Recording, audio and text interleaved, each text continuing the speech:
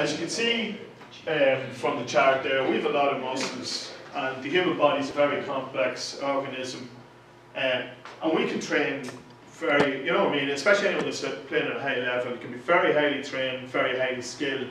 But the one thing, and this is why I'm on this topic, that I think can let us down sometimes is not proper nutrition and hydration before games. Because I know when I was playing, it just wasn't mentioned. You went outside, done a load of training, done whatever you did, weights and everything was starting to come in, but we never talked about hydration or anything like that. And when it comes to alcohol, it was straight to the pub afterwards. You know, madness. This is a good way here, not the nicest thing to have to do, but it's a good way. During the day, if you check, when you're basically going to the toilet, check your urine. You're aiming for a light colour. The lighter the colour means you're well hydrated. If you get into dark colours, you get into very dark colours, you're in trouble. So you want to keep hydrated. Fluid intake here, as I say, I'm not going to go through every point, but during exercise, it's 200 ml every 15 minutes. Stay hydrated, keep a bottle with you, keep hydrated. Being thirsty isn't a good sign. If you want to be drinking, you know, thirst is the last, you know, you're in trouble when you're feeling thirsty. So go through it. And as I said earlier on, a CO2 or a carbohydrate solution, especially when you're doing exercise, is a good idea, because straight away it's getting into the body and it's refueling the body. As I said earlier when I was saying about the best brain food, that's the reason why the brain feeds on carbohydrates, so it needs them. And this is a bit of research that was done in the GEA, and it showed that somebody who consumed carbohydrate sports drink before and at half time in a game, in the second half they ran more, attacked more, and got more shots off. So this here is a basic rule of thumb. So 60% carbohydrates, 20% fats, that's good fats. So it is like fish, nuts, stuff like that, plant, not animal, and 15% protein. And as I said there, you know, try to keep the bad fats lower. You don't want to be eating too much fat and protein before exercise, because it's heavy and it takes a long time to break down. Carbohydrates breaks down quicker release, plus it's easier to store in the body. Here's a typical for breakfast there. So you want to basically get stuff with low GI, whole grain, the likes of porridge, stuff like that, wholemeal bread, things like that there.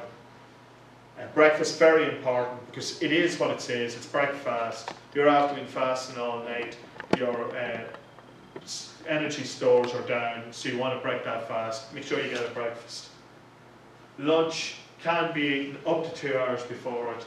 Again, keep the fat down, and you're looking for good proteins and good carbohydrates and fluids. Fluids are very important.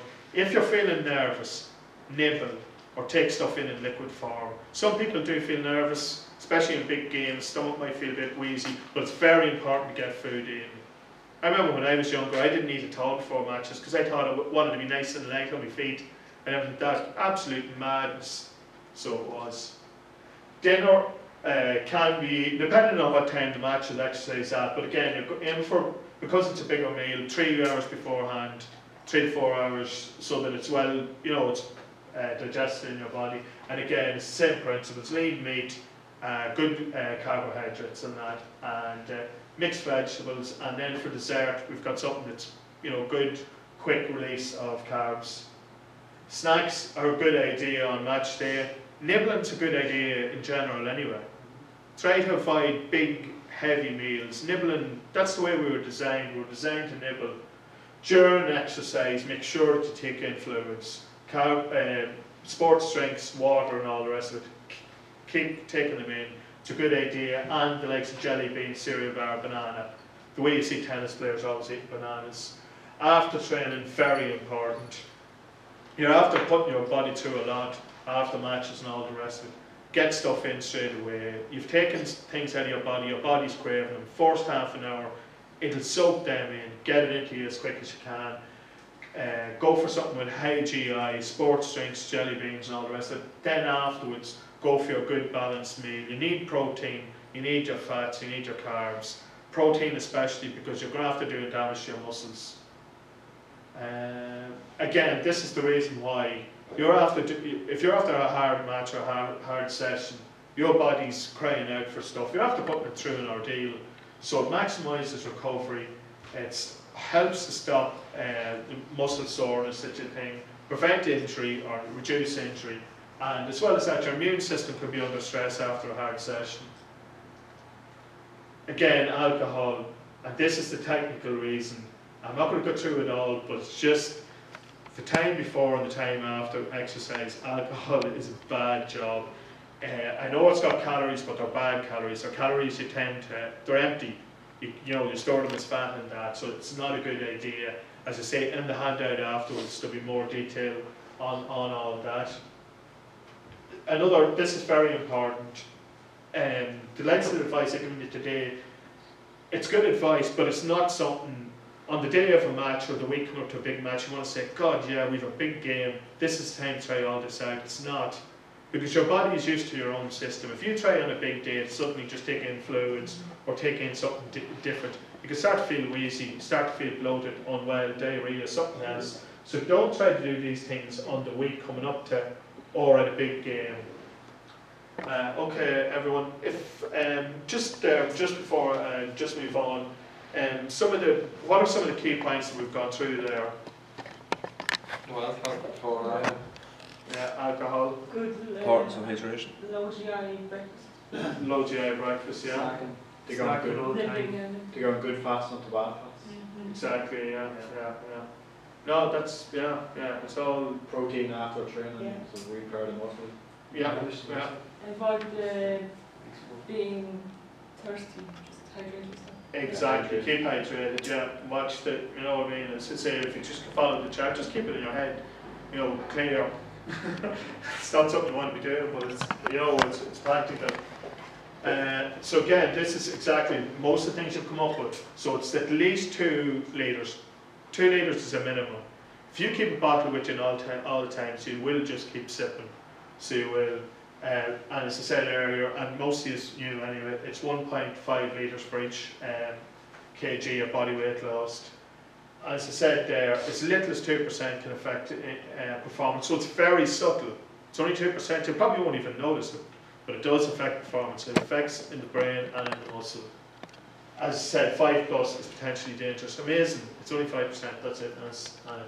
So in the morning time, it's low GI, slow release, your whole grain, stuff like that there. Keep it fuller for longer, and a nice even release of energy. After that, you're going towards training or towards a match, or that you're going for low or high GI foods. So you're looking for your gels, your sports drinks, your jelly beans, Jaffa cakes, all that kind of stuff. The diet again, 60%, 20% fats, 60% carbs, 25% fats, 15 protein. That's what you're looking for. And the last point there, and I know it's a cynical way of looking, but I suppose now since we've got more into sports myself, I kind of look at the human body in a almost scientific, as a machine.